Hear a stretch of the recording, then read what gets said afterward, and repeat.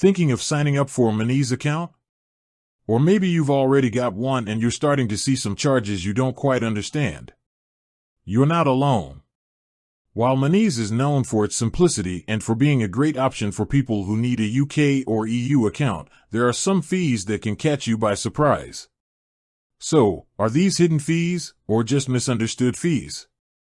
Let's break it down. First up, ATM withdrawals. Monese's free plan, now called Pay-as-you-go, offers a very limited amount of free ATM withdrawals each month. If you're someone who uses cash often, you'll hit that limit and be charged a percentage fee for every withdrawal after that. It's a key detail that's easy to miss if you don't read the small print. The same goes for the other plans. They have higher allowances, but there's always a cap, and going over it will cost you. Next, we have foreign currency spending and international transfers.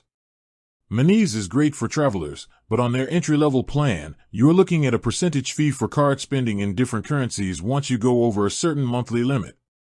The fees for international transfers to non-Monese accounts can also be significant, especially with that extra weekend fee.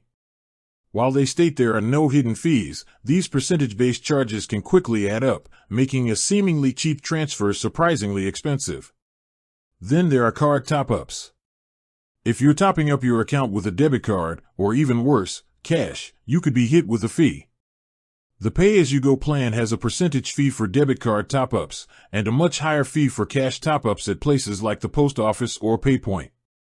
While the more expensive plans offer free top-ups, it's something to be aware of if you're using the free account. So what's the takeaway? Monese is transparent about their pricing, but you have to actively seek out the detailed breakdown of fees and limits for your specific plan. The no hidden fees claim is accurate in the sense that the fees are listed, but they are often conditional and based on usage, which can feel like a hidden cost to someone who isn't tracking every single transaction.